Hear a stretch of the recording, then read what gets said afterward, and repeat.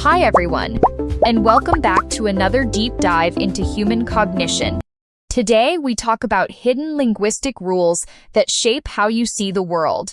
I'll start with two daily puzzles. Same scene, different mother tongue leads to totally opposite answers. First puzzle. Company HR says the noon team lunch is moved 2 hours earlier. If you speak Chinese natively, most people will immediately think 10 a.m. If you're a native English speaker, your first thought is almost always 2 p.m. Same sentence, zero extra context. Yet two conflicting conclusions pop up instantly. This difference is not about personality or intelligence. It all comes from the language you grew up speaking. Second puzzle you can test right now. You carry a full glass of water, glance at your phone, trip, hit the table. A ceramic vase falls and shatters on the floor. What's your first sentence to describe this accident? Native Chinese speakers usually say, "The vase broke on the floor." No mention of yourself as the person who caused it. Native English speakers tend to say, "I broke the vase." The sentence centers on the individual actor. Most people treat these gaps as trivial cultural habits. This judgment is wrong.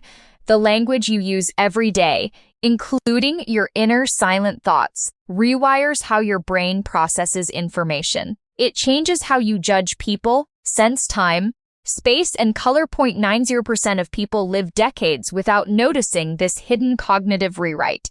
We'll break this down step by step. We use authoritative linguistic experiments, cognitive science studies, and plain daily examples, no confusing academic jargon. Point 1.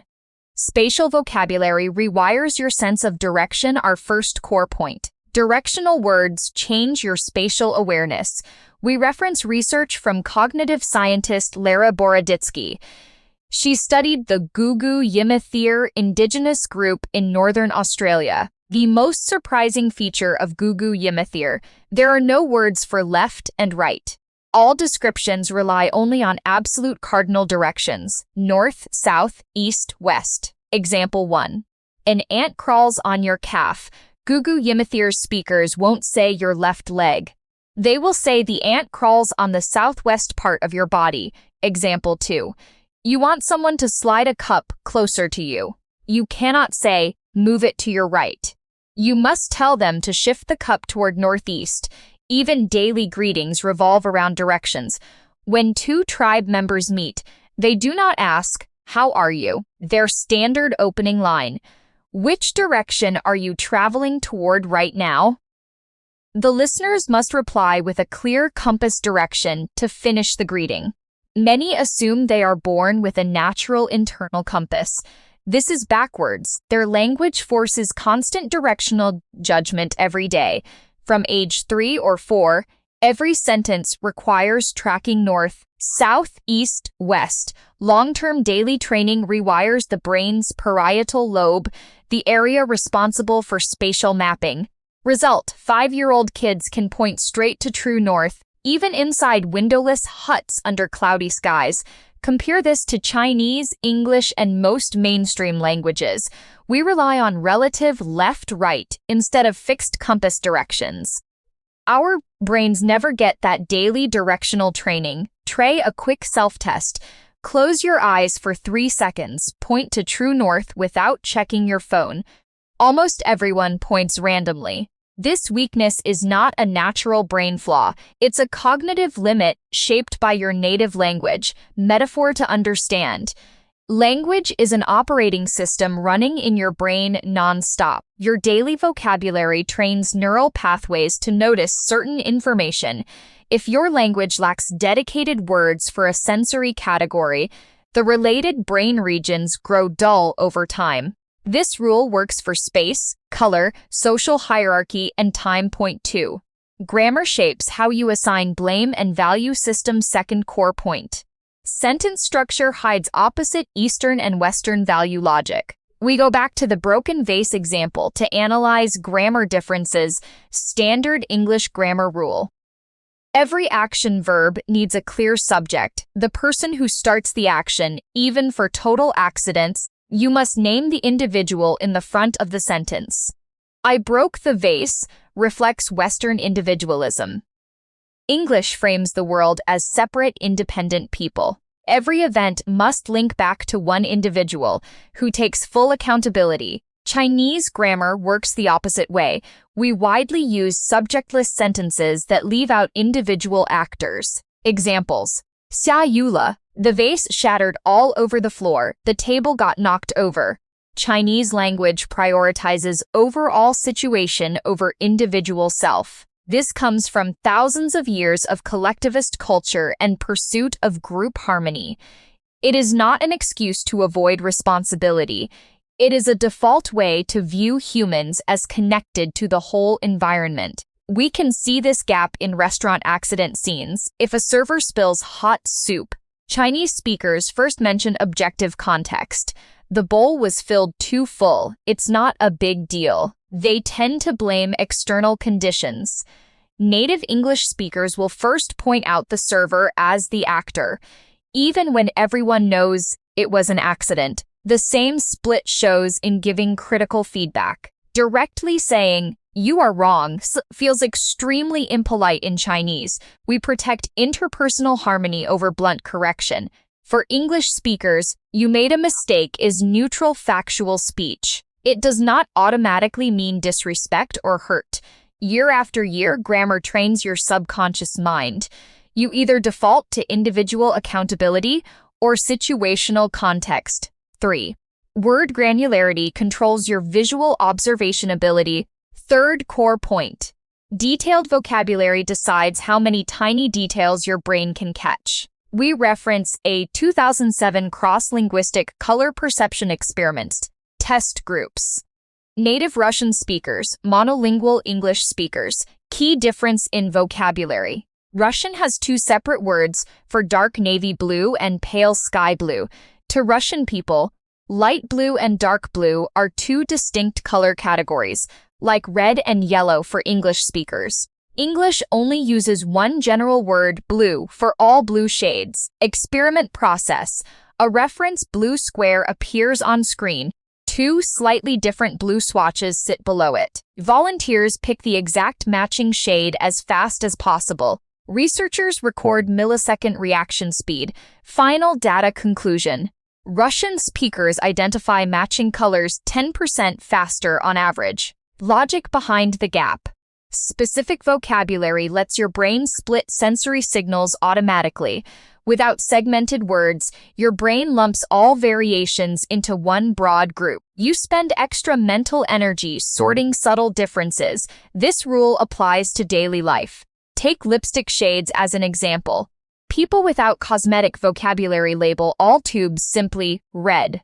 Makeup users distinguish bean paste red, wine crimson, rose red instantly. This difference has nothing to do with eyesight.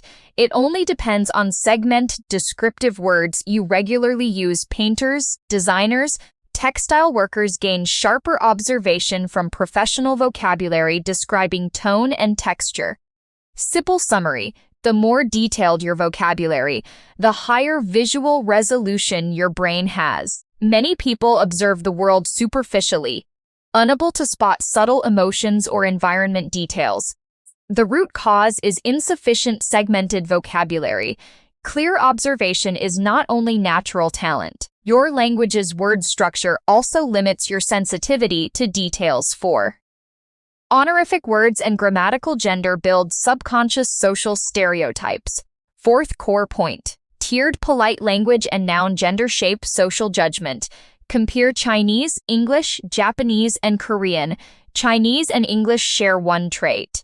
Basic verbs, nouns, and sentence frames stay unchanged for all listeners. We only add small polite words to show respect. No full rewrite of vocabulary based on others' age or rank. The hidden default logic. All people have equal inherent value.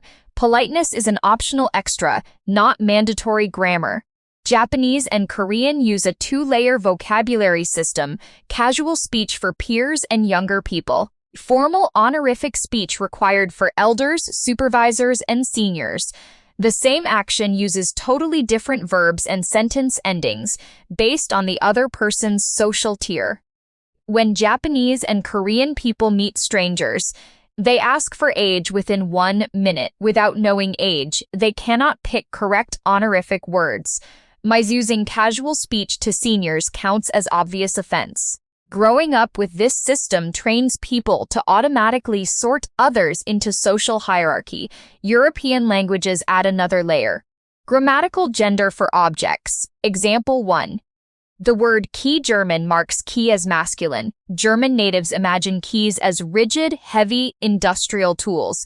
Spanish marks key as feminine. Spanish natives picture keys as tiny, delicate accessories. Example 2. The word bridge German bridge feminine, linked to elegant smooth lines. Spanish bridge masculine, linked to huge, heavy structures. Fixed gender labels create hard-to-change subconscious stereotypes toward ordinary items.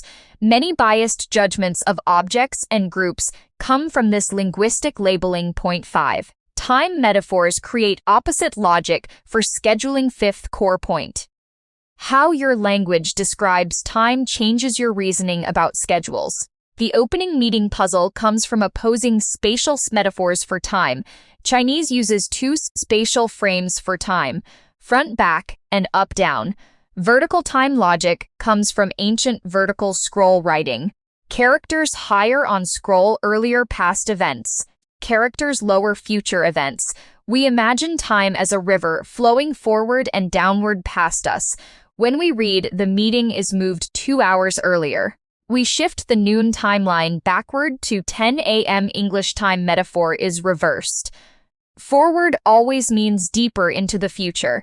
People walk forward through a fixed, unmoving timeline. Move the meeting forward 2 hours means pushing to later, 2 p.m. Neither logic is objectively correct. They are arbitrary mental models formed by centuries of speech habits. This cross-cultural confusion explains why multinational meetings print exact clock numbers. Vague phrases like moved earlier are avoided to prevent costly misunderstandings. All abstract concepts, joy, sadness, closeness, rely on spatial metaphors from your mother tongue. Language sets your first instinct to interpret abstract ideas, correct a widespread online misunderstanding. Sapir-Whorf hypothesis. After covering 5 dimensions of linguistic influence, many viewers jump to an extreme wrong conclusion. Language fully controls every thought you can have. We clarify 2 versions of the Sapir-Whorf linguistic relativity theory. Strong Sapir-Whorf hypothesis. This extreme idea claims language completely dictates all internal thinking. Changing your language fully rewires all perspectives. Modern cognitive science has fully discredited this theory. It ignores experience, personality, trauma, education, and culture beyond speech. Weak Sapir-Whorf hypothesis. This mild version is accepted by all professional linguists today. Language influences, guides, and limits your automatic cognitive habits. It broadens or narrows your perception range, but never fully controls your thoughts. Language is a filter over your view of reality, not a prison. Your native tongue sets your default thinking lens, but you can consciously switch perspectives through deliberate practice. Many people learn foreign languages without shifting thought patterns. They only memorize words and grammar, ignoring the language's unique metaphors for space, time, and social rank. Our goal is not to reject your native language. We want to show you the blind spots built into your daily speech so you can escape rigid, one-sided thinking. 3 daily habits to expand your cognitive boundaries. 3 simple, actionable routines, no foreign language required. Habit 1. Expand segmented descriptive vocabulary. Pop broad, vague words with specific nuanced terms instead of only happy or sad. Learn to name frustration, quiet anxiety, loneliness, relief, disappointment. Rich segmented vocabulary lets your brain notice subtle differences and avoid black and white judgment of every situation. Habit 2. Switch sentence styles when retelling events. Alternate between subjectless context-focused sentences and agent-focused sentences. This balances collectivist and individualist thinking. When judging mistakes and conflicts, you weigh both environment and personal responsibility. Habit 3. Learn foreign languages for their metaphor logic, not just words. Observe how native speakers frame space, time, and social status. Use foreign linguistic logic as a mirror to find blind spots in your native speech. Consistent small changes train your brain to view events from multiple layers, instead of locking into one narrow fixed perspective. Closing summary language is far more than a communication tool. It acts as a cognitive operating system installed in your brain from childhood. Spatial words rewire your sense of space. Grammar builds your default judgment of responsibility. Segmented vocabulary improves your visual detail detection. Hierarchical honorific speech shapes automatic social ranking. Time metaphors completely change how you understand timelines. Every sentence you speak trains your brain to rely on one fixed thinking pattern by default. Lots of people get stuck in rigid, narrow thinking and constant cross-cultural communication conflicts, only because they stay trapped inside the cognitive filter of their native language. If this breakdown changes how you view speech, culture, and cognition, hit save to bookmark this video. Share it with friends who often face confusing cross-cultural misunderstandings. Leave a comment below. Have you ever argued with someone only because your linguistic logic shaped different reasoning? I read every comment and reply with extra ideas. Hit subscribe and turn on notifications to watch more psychology and cognitive bias deep dives. Thank you for watching. I will see you in our next video.